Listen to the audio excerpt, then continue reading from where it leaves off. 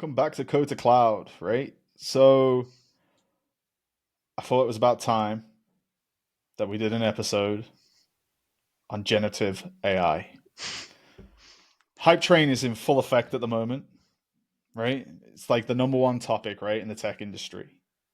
So I teamed up with my buddy Connor, who's also a local to me, right, here in Alberta, in Calgary in Alberta. And today we're going to have a technical overview of generative AI. So, Connor, welcome to the show. Thanks. Yeah, no, glad to be here. I don't know if you can see it, Kevin, but I'm proudly wearing my Kubernetes pin, and I have not broken into hives yet. So I think my lethal allergy to Kubernetes is no longer a thing. I think I'm slowly starting to accept the tech. So yeah, happy to be here, man. It's going to be exciting. So there's an inside joke, right, between us that all of my recommendations, architecture, overviews, anything I'm involved with has to require a Kubernetes cluster at some point, right? So this episode's really bucking the trend. I'll be honest, I spent half of my time talking people out of Kubernetes, right? It's just, says the guy did a talk on platform engineering with Kubernetes last night, right? So, Yep. but yes. But today we're going to talk about Gen AI. We're going to go through the basics, a couple of scenarios, how to get people up and running. And Connor is an SME in this space. So, Connor, over to you.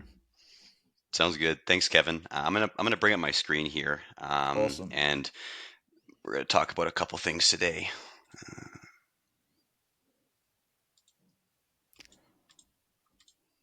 I'm hoping you can see my very brief PowerPoint presentation.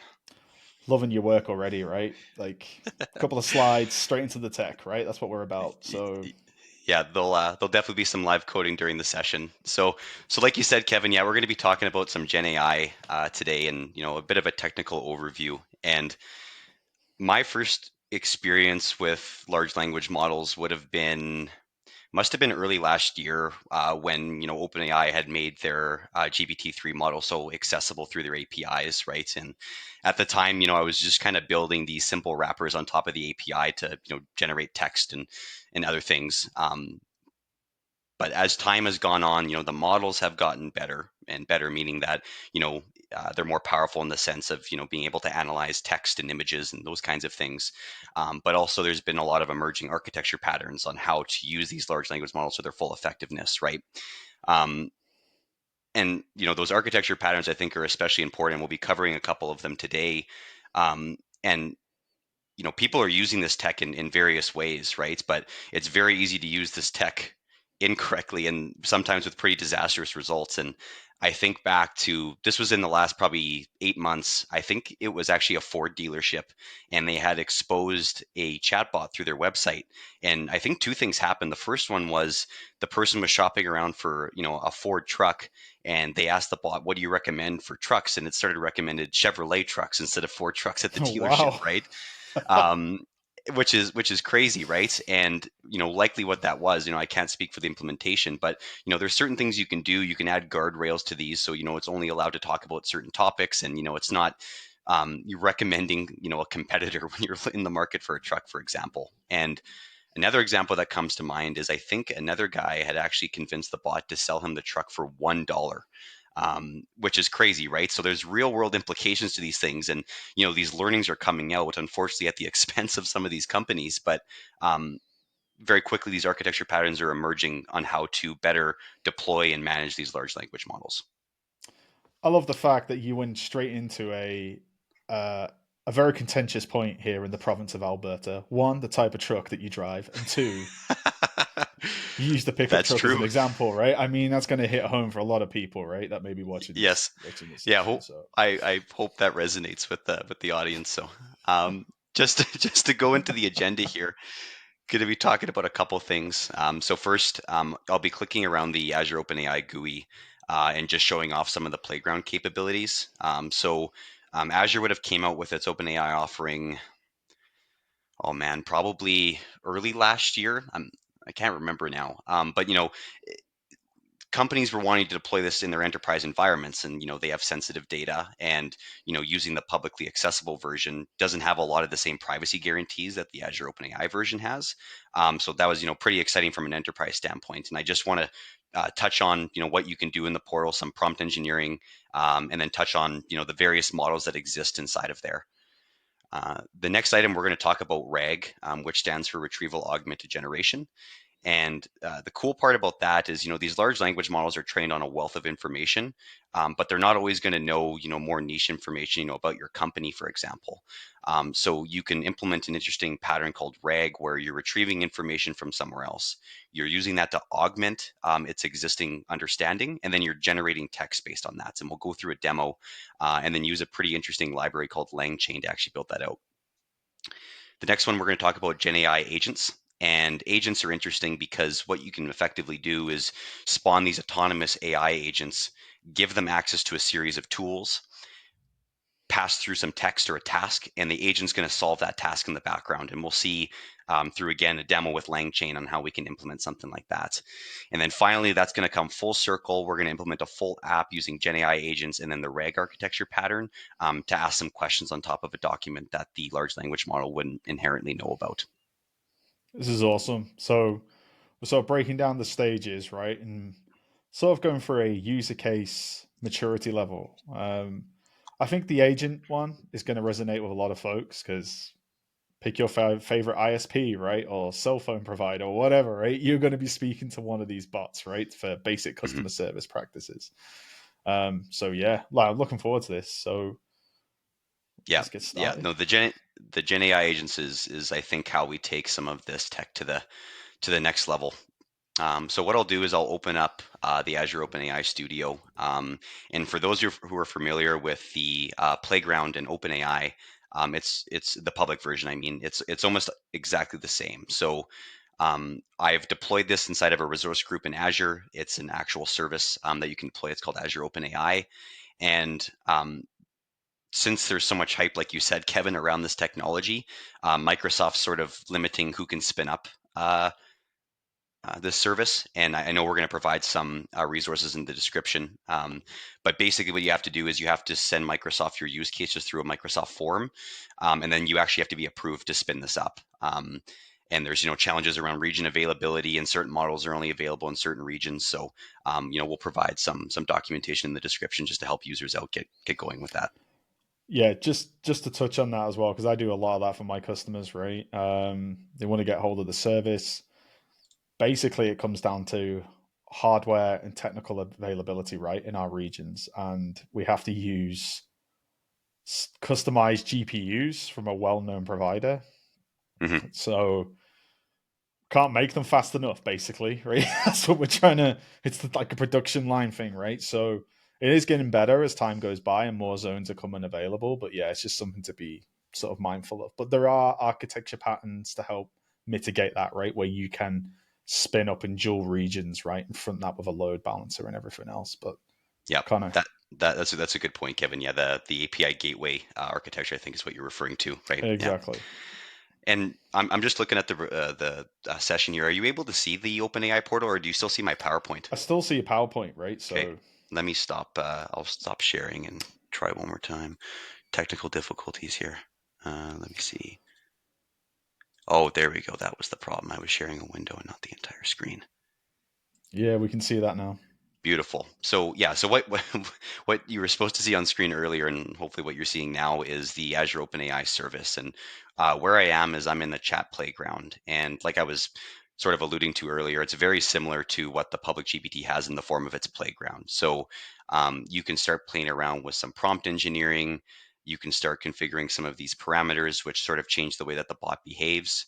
And then you can also select, different models to test their outputs, right? So um, you typically use different models for different things, right? So GPT-4 generally is good at reasoning and working through problems, but it's much slower, right? So there's trade-offs there. Whereas GPT-3.5 Turbo is much faster, but it's not as can I say smart as the GPT-4 model, right? So um, a part of some of the frameworks like LangChain, for example, which we're going to get into in the reg demo. They help sort of orchestrate. You're going to use a model, GPT-3.5 for this task, and you're going to use GPT-4 for this task, and then you can sort of mix and match to get the most out of your large language model application or your intelligent app. So I'll just send. I mean, I think everyone's probably pretty familiar with this interface at this point, right? And it's the first use case that comes to mind is just a simple chat interface backed by these large language models. Uh, Kevin, are you using Copilot at all at work today, or any of your Gen AI capabilities to help streamline your workflow? Oh yeah, everywhere. Yeah. Like I got my kids on it, right? They've got it on their phones, right? Which we had to have a chat about homework, right? Like you can't, right? Their grades went, right? So I was Yep. like, but I've got it everywhere. I've got GitHub Copilot. I've got it in Office, in Windows, right? Like Yep. it is making my life easier. Yes. And it's, I mean, it's incredible how it works, right? And just streamlining your day-to-day workflows. Um, So what I want to do is I want to play around with some of the prompt engineering in here and just show you some fun little things that you can do as a part of this playground. And to go along with this, I want to flash up this documentation on the screen.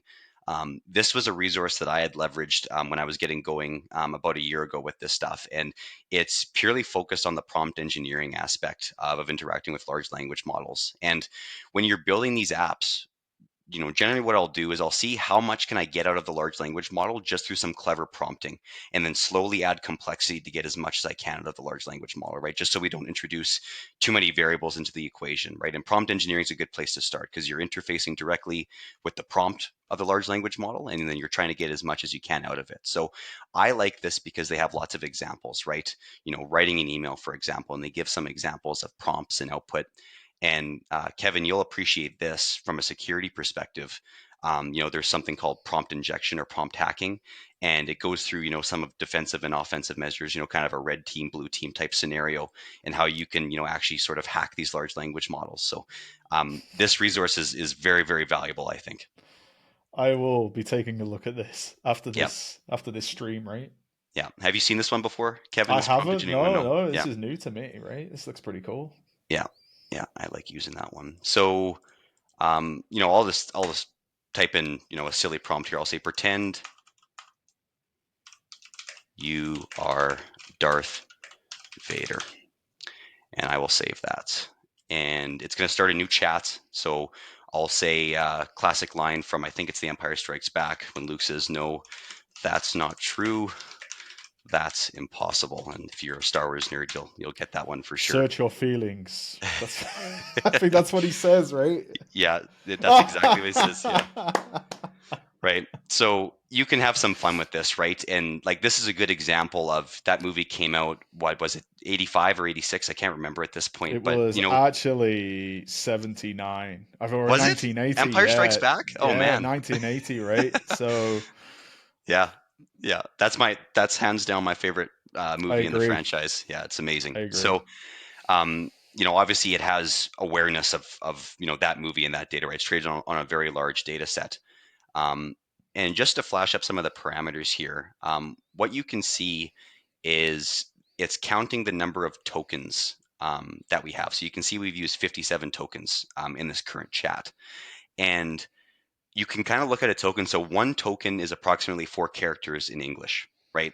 And this is it's a limitation with large language models, right? And slowly that token window, or what's called the context window, is increasing. So like the new GPT-4 models have up to 32K context window, which is like a small book if you think about it, right? From my experience, I'm not sure jamming more text into the prompt helps with the accuracy, right? I'd much rather, a RAG type architecture where you're filtering a very specific subset of the document and then putting that into the prompt. So I'm not convinced that the bigger context windows are going to help much per se.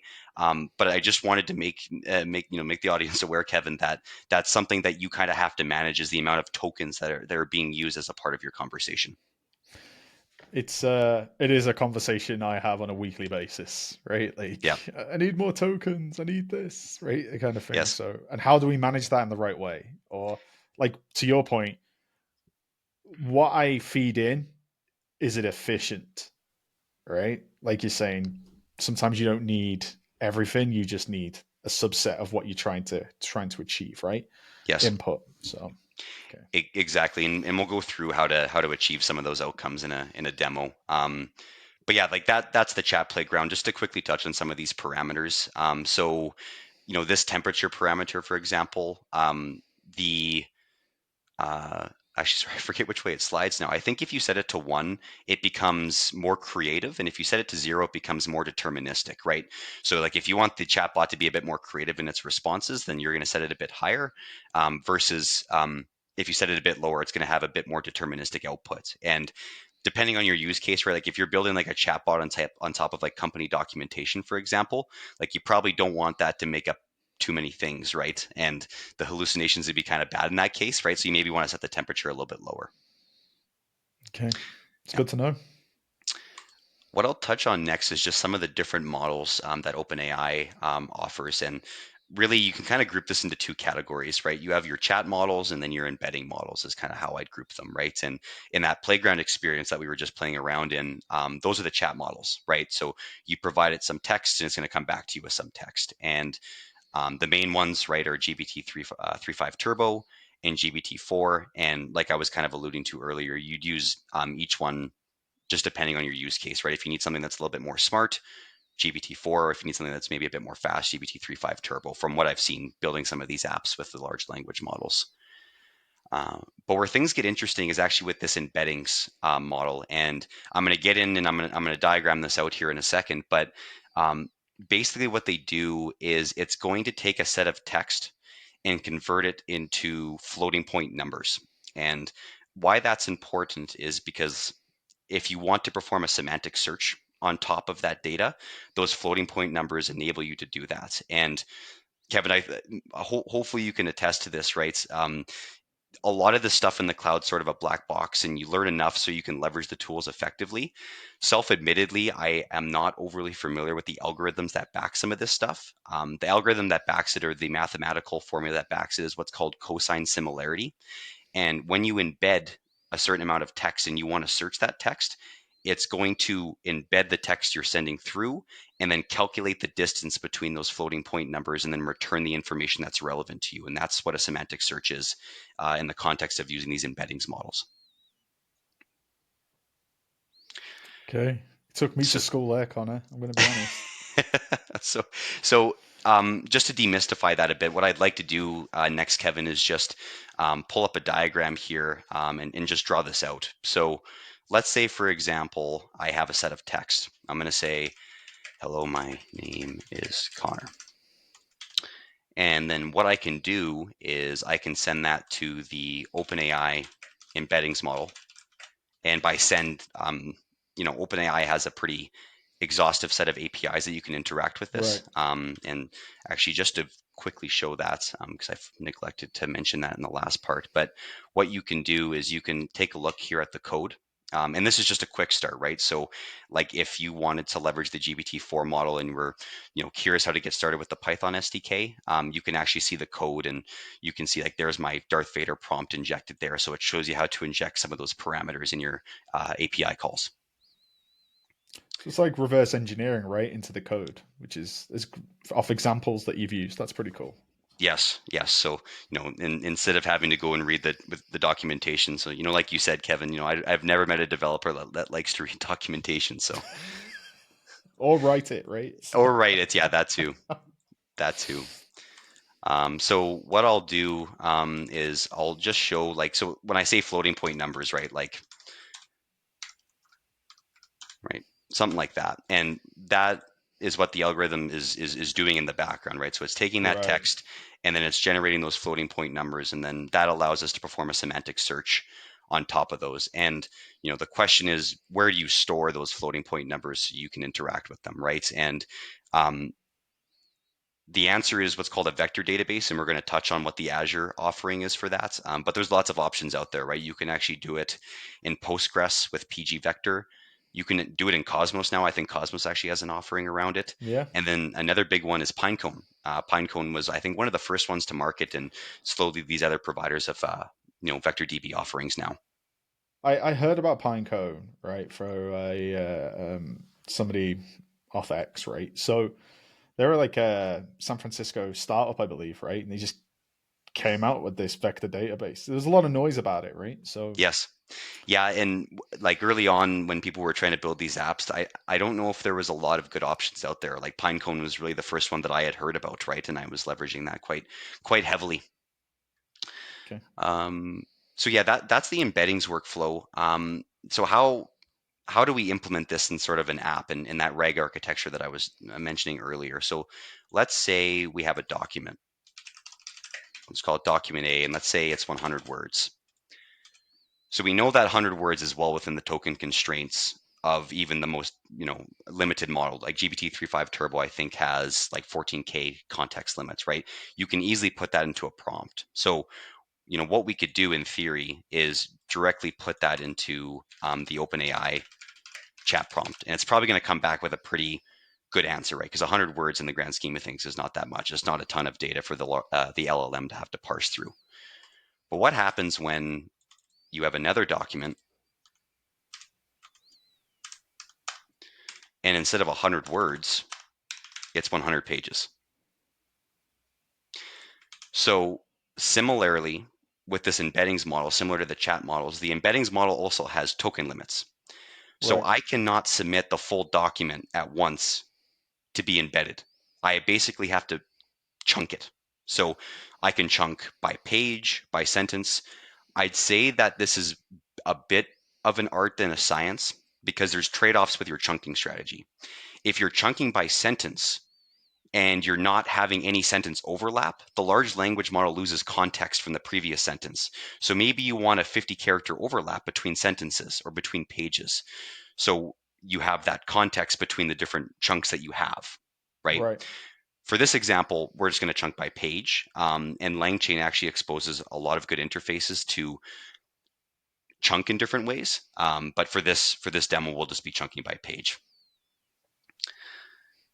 So on that note, let's say we're going to chunk. So we'll go page 1, page 2, and so on and so forth. And then now all of those pages are chunked separately, and then we submit them to the embeddings API one at a time instead of all at once, right? Because we can't do it all at once because we're going to run into token limits.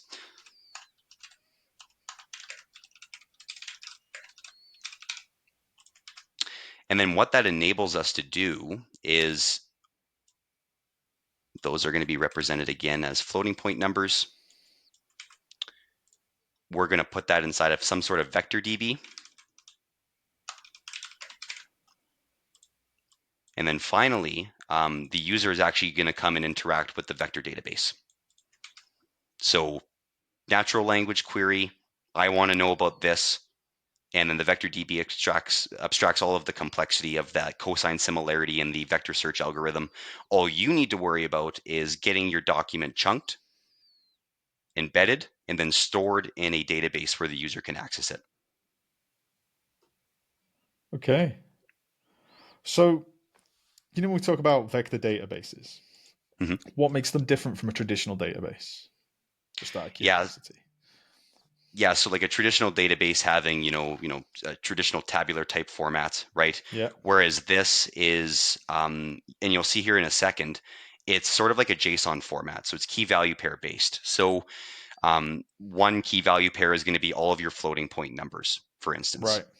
Another key value pair could be the document that was embedded. And that's important because maybe you want to provide the user citations as a part of your query. So you have a semantic search, it's going to convert those floating point numbers into something that humans can actually read, right? Which is the actual content of the document.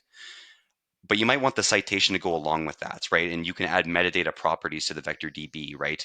So another example is like if you're integrating with SharePoint, for instance, when you're chunking and extracting that document, you could add the link to that document as a part of a metadata property and then return that as a part of your retrieval augmented generation workflow. Okay. Okay, makes sense. So what I'd like to do next is jump into a little bit of a demo on how we would perform retrieval augmented generation. I love it when I say a command prompt. CLI, man. Yeah, the Windows terminal's nice. Like I was using it back when you had to compile it in Visual Studio, and now I, that they have I a nice I was binary as for it, well.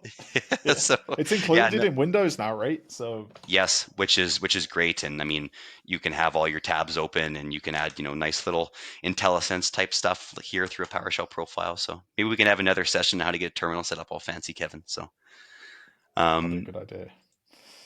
what I'll do is all I've done to get this going is I have specified my requirements file. I've installed my dependencies. I've gotten some of my environment variables set up. And in this particular demo, we're going to take this very exciting Microsoft Azure handbook that talks about how to get started in the cloud.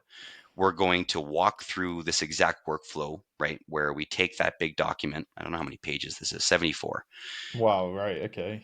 It's a pretty So, good example. Yeah. right.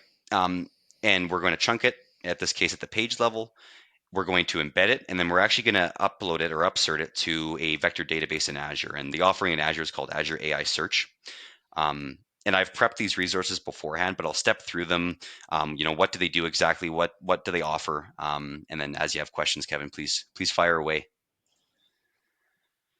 So the library that we're going to use in this case is called LangChain. And there's lots of offerings on the market. So Microsoft's offering for this is what's called semantic kernel. There's also another one called AutoGen.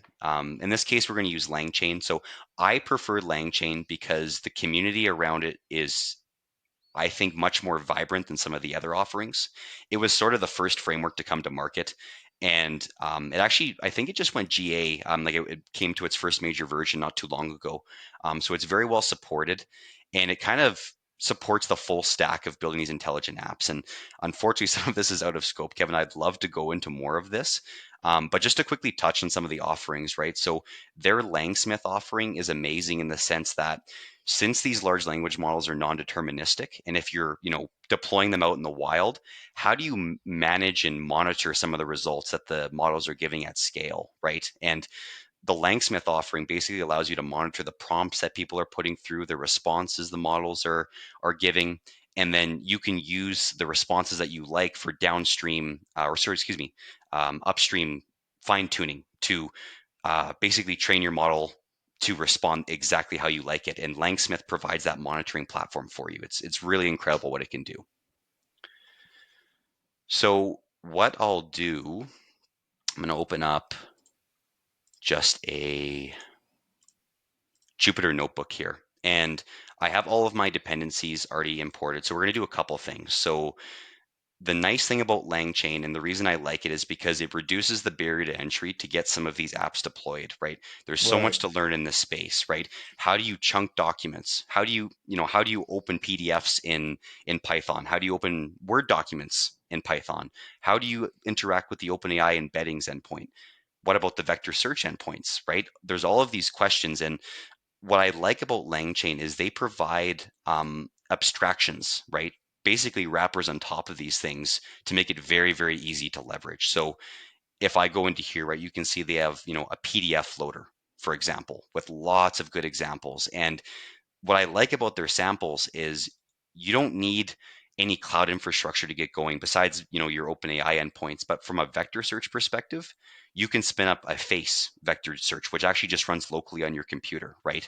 So what I like about these examples is it doesn't expect you to have a lot of the prerequisites in the cloud to get going with this, right? It spins up a lot of it locally. So what I'll do is I'm going to set some of my global variables here.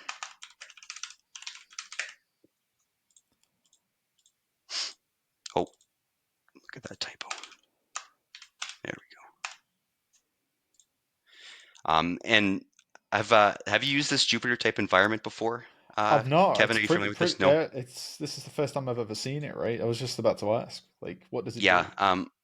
So, I mean, it's backed by a Python virtual environment, right? So I have all my dependencies installed, and I just prefer it because you can add these nice markdown headers, right? And eventually, when we put this code in a place where your audience can access it, Kevin, it becomes Yeah. very easy to figure out like what are the steps you need to follow versus having one big Python file where you're kind of scrolling up and down and trying to figure out what does what. I just like this interface because I think it's very nice to demo. I'm all about modularizing code, right? Make it as easy as possible because let's be honest, you'll come back to it in 6 months, you'll look at it and you'll be like, you want to try and build it back up, right? So It, yeah, I'm all it, about right formatting, right sectioning, right? yes, exactly. So all we're doing here is I'm just going to set up some variables here. So this is going to be the index that gets set up in Azure AI Search. So I guess it's probably a good time to come into here now. So this is the search service. I think it was previously called Cognitive Search and it's since been rebranded. Right. Okay. So yeah, so effectively what we're going to do is we're going to create an index in here. Um, so we're going to do the embeddings and then eventually we're going to upsert into that vector database. And that's going to create what's called an index. And that index allows us to perform that retrieval augmented generation type workflow, right? And perform that semantic search on top of the data. And AI search is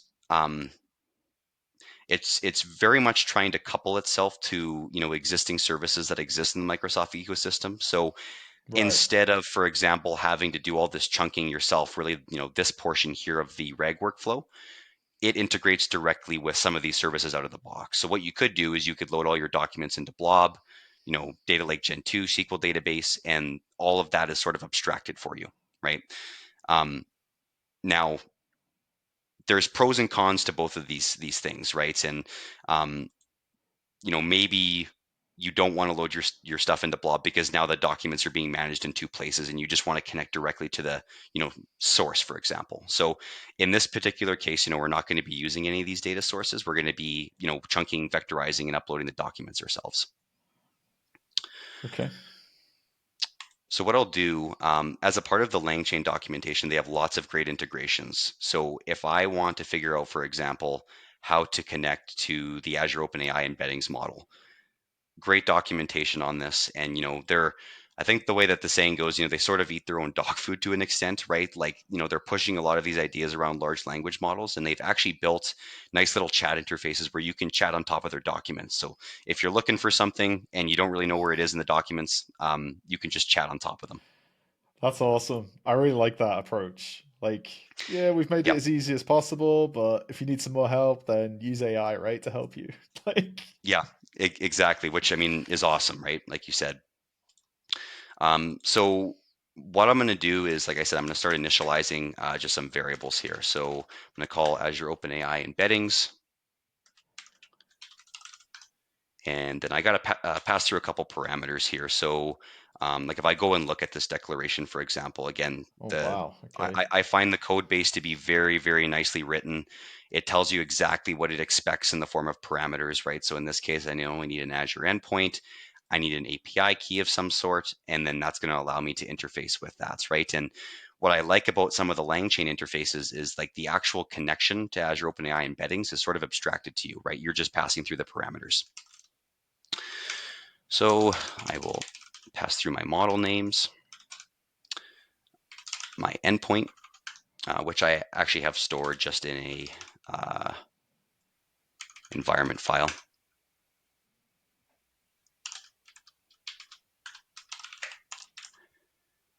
OpenAI endpoint. And then the last one that I need is just the API key. And then right. similarly, Is it another I variable, am right, to just take it? going Yeah, to, yeah.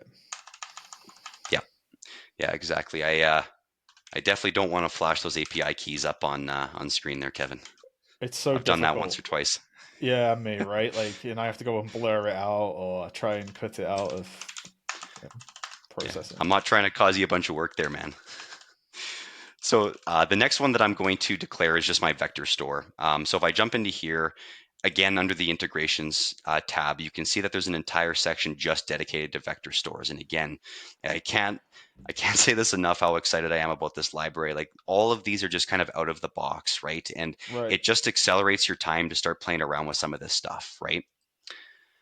So perfect. They have an Azure AI search one, right? They give some great examples here.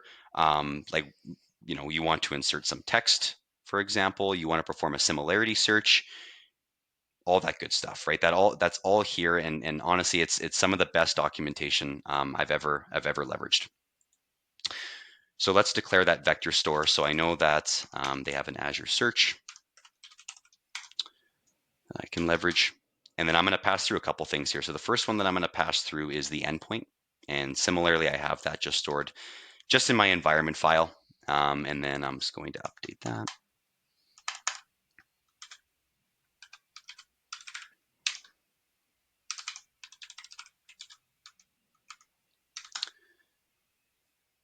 And any questions as I just step through this? Because honestly, Kevin, like all I'm really doing at this point is just getting I'm the I'm base. I'm just soaking it all up. I'm I, I'm looking at this and I'm going, wow, right? So, there's no awkward silences, I promise. Like, so just to recap why he's doing this, we've had to tell the environment basically, right, that we're going to be connecting to a Azure OpenAI instance, right? So we need to be able to know where the endpoint is out in the cloud. We need to connect to that securely using the endpoint token, right, the key token, and then we had to Yep. do the same for the vector store, right? Yes, that's exactly it. So yeah, just getting everything initialized. So this is where things I hope get kind of interesting, right? So now we're going to split the PDF, and we're actually going to leverage the out of the box LangChain PDF loader. And like I was Right. kind of showing earlier, they have loaders for several document types, right? PDFs are generally the easiest, right? Just because like it's a widely used format, so a lot of libraries just kind of support that. So what I'll do is I'm going to specify a loader here. And again, I'm going to use that PyPDF loader. And then the parameter that I need to pass through in this case is going to be the path to said PDF. So let me just grab that path. And that's in this instance, that's the local working directory, right, inside your That's environment, exactly it. Yep. right? Yep. So just to recap, right? So we're going to be basically performing a retrieval augmented generation on this document. So what I'm going to do is I am going to also specify my loader, which is going to be load and split. And the default behavior here again is it's just going to split at the page level. And we'll see that here in a second. So what I'll do is I'll just print that output and I'll show you what that looks like. Uh-oh. Oh, I Typo. know why. No, it's because I didn't run from the top. That's very important to initialize your libraries at the Have to top. go all the way down, right? I was jumping the gun. My heart stopped. I'm like, oh my God. Load the last bit. How? I need the Yeah, other bit yeah. above, right? Yeah. Exactly. So what I'll do, so here's the output here, and then just to quickly show what that loader does out of the box. So you can see, for example, you got a document here, you have some page content, and then I'll just reference this. So, this guide has been developed for Azure customers. And then if I just do Control F here and I search for that. So there is where that text was in the document. And Right. what that loader has allowed us to do is it's chunked it, right? So you'll see it even has a source parameter here. Like what document did that come from? And the page that it referenced to pull that. And like you were asking earlier, Kevin, like what does it look like in the vector database? We'll see here in a second, but you could add those as metadata properties for your citations that the large language model would provide back to the user. Okay, so now that we've split the PDF, really the next step is to upsert that into Azure Search.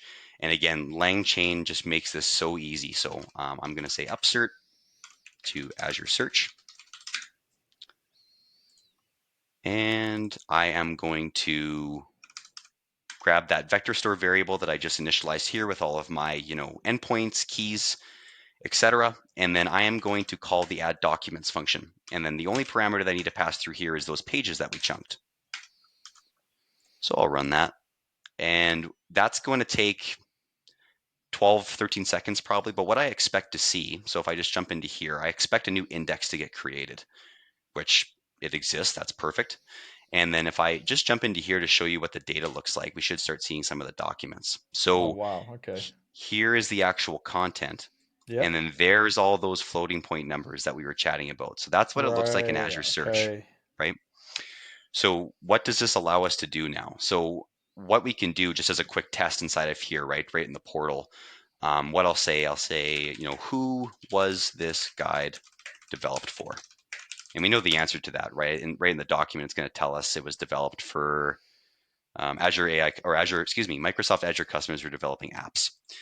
And you can see the first result that it takes is that particular chunk of the document, right? So that's a Right. pure semantic search based on the user's query. And that should be done. So yeah, just basically echoed the vectors that it upserted. Um, so now let's interact with those. And what I'll do is I'm going to say, again, using that vector store instantiation that I had declared above, I'm going to do a similarity search. So exactly what we just did in the portal, but leveraging the LangChain library. So I'm going to pass through a query, and I'm going to say, who was this guide written for? Another one that I'm going to specify is, so basically what this one does is I'm saying I want the top 3 results.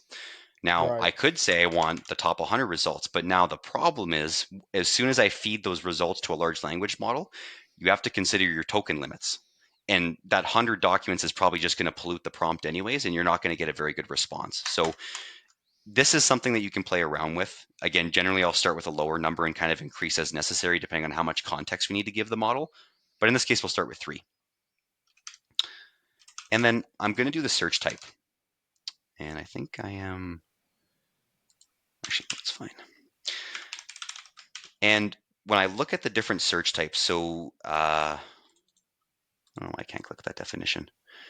See if I can't pull it up here in the docs. So basically the search types, there's a couple options. So hybrid is mixing keyword search with semantic Right. search. Then you can do semantic, which is pure semantic, and then you can do keyword, which is pure keyword. And I've had the most success with hybrid because sometimes the user knows exactly what they're looking for, right? They're going to type exactly the keyword in the document they're looking for. And I find hybrid kind of merges the two because that's not always the case that the user is going to know, what they're looking for exactly. Get like a So bit of a fail safe, right? Or the best of both worlds. So that's the way I view it as well, right? Yeah, it sort of is the best of both worlds. And then finally, just to wrap up this use case, what I'm going to do is I'm going to add a large language model call. So that's great. We can do some vector similarity search, but how do we actually roll this into a large language model? So what I'm going to do is you'll notice up here, I've also called in the Azure Chat OpenAI library from LangChain. yeah. And similarly to what we did here with the embeddings, they expose some parameters that we can pass through, which is great. So I'm going to go Azure Chat OpenAI, and then I'm going to specify a couple things. So the Azure deployment that I'm going to use in this case is GPT-4, and the Azure endpoint that I'm going to use is going to be exactly the same one that we specified above.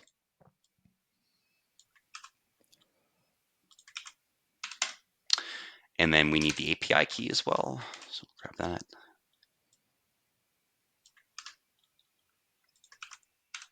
And lastly, it also needs an API version. So we'll go with, actually, I can't remember what it is now. I better look that up. Azure Double check. OpenAI API versions. Just can't remember what I need to use.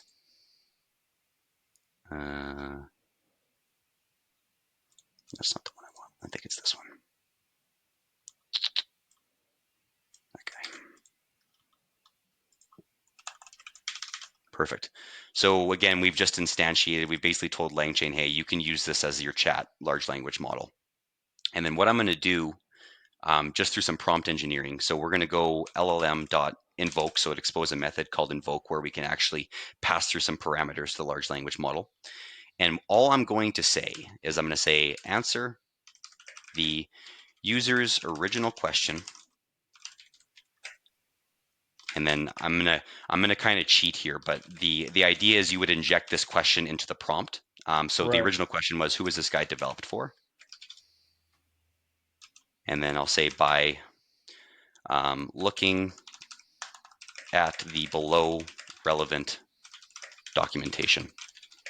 And then all I'm going to do is I'm going to concatenate that document retriever that we did up top. So all I'm going to do is I'm going to go string and then docs. And if you remember that docs is this actual similarity search above. So we've given the AI some guidance. We are doing a similarity search. We're injecting that into the prompt, right? So we're retrieving, we're augmenting its existing understanding, and then finally we're going to generate some text. So let me run this just to instantiate that Azure Chat OpenAI, and then I will run this. And I did it again, Kevin. You need to run it all, man. And let's see how this does. Let's see. Authentication error. Unauthorized access. I see the issue. The problem exists between keyboard and chair, Kevin. Let's try that again. It's a layer 8 issue, as we would call it back in. A layer 8 issue. That's funny. So here's what it Show comes my back age with. now. Show my age. So here's what we got. This guide was developed for Azure customers who are developing applications. Now let's go and have a look, right? We know that that's true. We tested that earlier in the portal, right? Azure customers. And just for fun, let's just remove that rag and let's see what it does, right? It shouldn't come back with anything. It should say, I'm not sure what you're talking about. It's having a good old think about it though before it tells us it doesn't know what it's. It is. I Yeah, could be being throttled. I was playing around with this a bit this morning. Yeah, see, like it yeah, can't yeah. find the information. So you can see how you can kind of inject these reg workflows into your apps, right? And it's quite powerful because now, effectively, if you have a curated data set, and this is the other thing, right? It's sort of a garbage in, garbage out scenario. If you don't have a bunch of finely Right. curated documents or data, it's not great, right? But if you do, I mean, you can build some pretty powerful workflows with this. That's the it's the long all time story, right? Garbage in, garbage out. On a side note though, I like the fact that Yeah. it's polite. It just says I'm sorry. And you know what? This goes into the prompt engineering. I mean, we could tell it to be kind of a jerk to us if we wanted to, right? That's all influenced by the prompt. And like I was saying earlier, Kevin, I try to see how much I can get out just of the prompt engineering alone, and then start to add complexity as we go. But yes, by default, it is very polite. Beauty. Okay. Awesome. Any questions on the reg workflow, Kevin, or does that make sense? No, like it makes a lot of sense. You broke it down into chunks, right? We even stipulated how the AI would, we brought the document in. We even told the AI, we want you to look at a couple of pages, right, and summarize it as well. Give me the top three responses. So yeah, no, I'm looking forward to actually running through this lab myself. Right, this is very valuable. So kudos, man, Yeah, and kudos. thanks, man. And I mean, the LangChain library just makes it very easy to get going.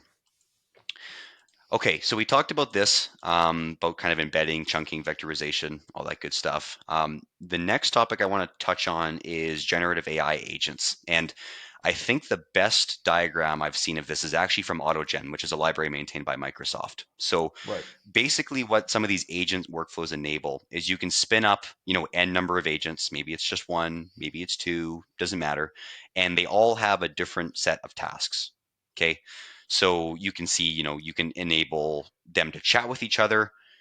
Maybe you only want bidirectional chat between, these two agents and not these two, right? These workflows are fully customizable. So um, a workflow that I've enabled in the past, and we're not going to be touching on the AutoGen library in this particular demo, Kevin. I wanted to keep it consistent in LangChain instead of jumping between all these different SDKs. It's probably confusing. right, But something that I've built out in AutoGen in the past is you spawn up all of these expert agents. So one agent has access to, retrieval augmented capabilities to your code base, for example. Then you have a product manager agent, and then you have a QA agent, and then you say, hey, like something simple. Let's say I want you to go and pull the Microsoft stock price, for example. And you'll notice that the agent that has access to the Yahoo Finance SDK documentation will go and read that, write some code, it'll run it, come back to the product manager will say, yeah, it's not quite how I want it. It's just very powerful on how you can customize these agent workflows. So how does this fit into the LangChain perspective? Because I like the diagram that AutoGen had. So they have a lot of different agents that you can leverage out of the box, and there's different agent types. So one that I use quite often is called React, and it basically stands for reasoning and actioning. And uh, you can see in the background what it's going to do is it's going to take the original user input, reason what it needs to do, and then it's going to action those items. And the thing with these large language models is they're sort of isolated, right? They don't really have access right. to the outside world. So what you can do through the LangChain framework is you can pass through what are called tools, and they have a bunch of out of the box tools, right? Let's just see here what they have. They've changed around their documentation a bit. But like they have toolkits for CSVs, for example, and they have a bunch of out of the box tools that you can leverage, right? Some for GitHub. So like the fun thing about this, right, is like this integration would take a long time for someone to build because they have to understand how the GitHub API works and how would they integrate a large language model app. LangChain again accelerates that. But let's say, for example, they don't have a tool out of the box that we want to use. We can build some custom ones, and that's what I want to cover in this next demo. So what I'll do is I will open up this notebook and definitely remember this time to run from the top. Run it all the way from And the top, right? I'll keep reminding you as well, right? I'll need the reminders. So, um, very similar to last time, pulling in some very similar libraries, Chat OpenAI, embeddings, um, Azure Search, and I actually realized that I should be running this notebook. But um, again, very similar libraries, Chat Right. OpenAI. Now I'm bringing in a couple of the agent libraries as well, so we can execute the code, or excuse me, we can pass through a task, and the agent are going to try and solve that task, and we'll see that in real time here in a second. So what I'll do is I'll give that a run. And let us mark down. Now we're going to define some tools, right? So by default, the LLM is not going to have access to these tools or the outside world. So let's define some. In this case, we're going to build a simple calculator tool because I think like it's one that just makes sense, right? So we can use this tool decorator function, and then when we define these tools, we can say, "Hey, agent, you have access to these tools." You provide some descriptions for the tools, right? So that helps with the agent deciding what tool to use based on the semantics of the user input. And then it's going to come and try and figure out what to do. So let's define a multiply function. And the two parameters that I'm going to pass through is the first int. I'm just going to typecast that. It's very important you typecast here because if you're not explicit as to what data types you want the Right. agent to pass through, it can do some pretty wacky stuff. So we're saying I want you to pass through two ints, not strings, but ints. And then we also want you to return an int. Okay. Now, as a part of this framework, what it expects is to give a description for the tool. So we're just going to say multiply two integers together, right? Pretty simple. And then all we're going to do is we're going to do a return, and it's just going to be first int multiplied by the second int. Okay, there's the multiply tool. I'm going to add one more, and I'm going to use the tool decorator again, and I am going to call it add this time. And I am just going to copy the parameters because it's almost going to be exactly the same. For I'm going to sure, copy right? this. What's that? Yeah, exactly. Yeah, yeah, yeah. Don't need to write it down twice. And then what I'm going to do is I'm going to go say add two integers. Okay, and exactly the same with the exception I am not going to multiply. I'm going to add. And then all I'm going to do, and this is how the agent expects it to be passed through, is basically pass through the tools as a part of a list or an array. So I'm saying, hey, you have access to the add and multiply tools. Okay. The next thing we're going to do is we are going to initialize the agent. And to do that, we're actually going to leverage some of the, see if I can pull it up here, LangChain Hub.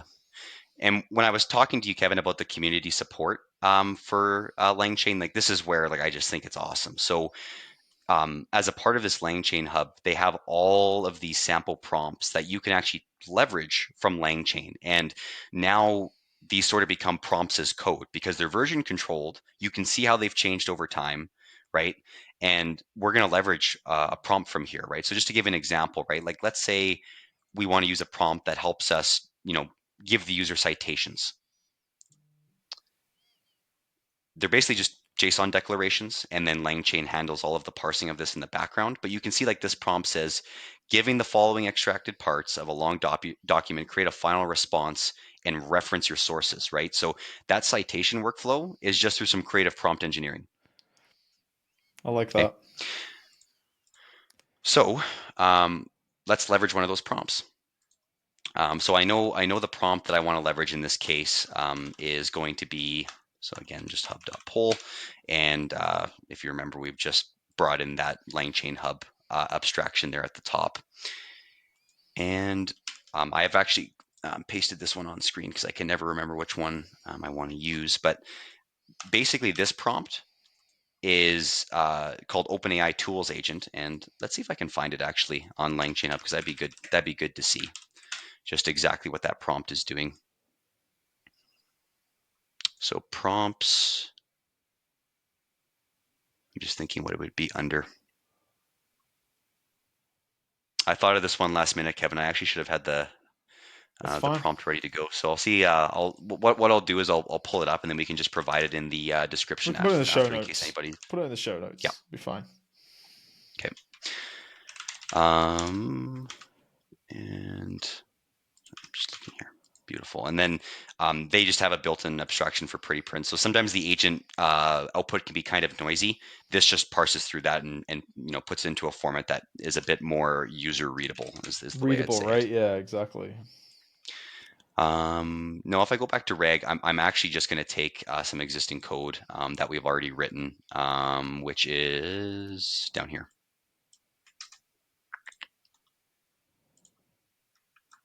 And that looks correct. And then what I'm going to do is now I'm going to instantiate the agent. So we go create OpenAI tools agent, and then it basically is going to ask me for a couple parameters. So the first one that I need to pass through is the model that I'm going to use.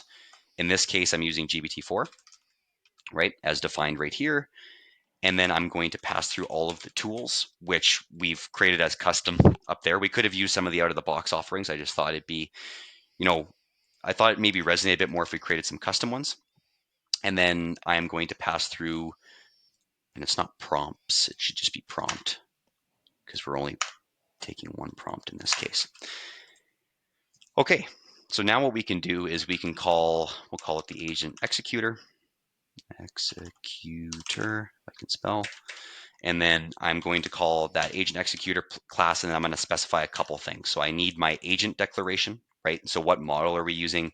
What tools are we going to pass through? What prompt are we going to leverage? Tools.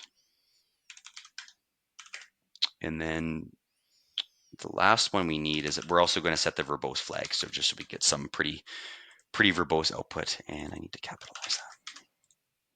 So let me just run this from the top, and let's see what it said here. I love troubleshooting this stuff live, Kevin. There's nothing Oh, I better, know what the right? issue is. All right. Where you're calling your environment variables from, See, right? Yeah. it's those naming standards, man. Always catch you out. 1 second here. Let me just see Azure endpoint, Azure OpenAI endpoint.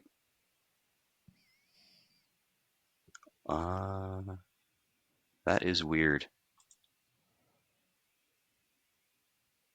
Azure. Okay, let me just try. I might need to come off screen here and take a look at what I've named my secrets. It's those naming standards. I guarantee that's what the problem is. Okay, there we go. Thank God. So all I've done here Oh, is yeah, yeah. Thank God for that. it's So I think okay. there was a bit of a delay. Sorry if I was talking over you. So now all I'm going to do is I'm going to call this invoke function. So all I'm going to say is, hey, I want you to add 110 to 200 and multiply it by 2. Okay. So what I expect to happen here is it's going to select the multiply tool first, or sorry, no, the add tool first rather, and then it's going to do the multiply tool. And that process of selecting the tool should be transparent to the user. So let's just give that a run here. So you can see it's entering the agent executor chain, which is just basically saying that the agent is initializing. You can see it took through the initial information. It chose the add function. It Right. passed through the first int is 110.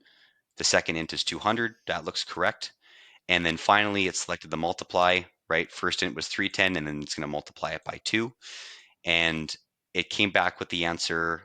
So you can see it said, hey, 610 was the final response. And then the agent comes back with one final output saying, hey, 620 was the final response. So, you know, I guess it's a pretty academic example. Like the agent could have done that by itself. Not that LLMs are that great at math, but like they just don't do a great job when you're talking multiple decimal places. But for something simple like this, we could have just used the out of the box functionality. But I think the calculator example is sort of an easy one that hopefully Yeah, makes sense. everybody understands, right? So yeah, no, man, that was Yeah. awesome. Okay.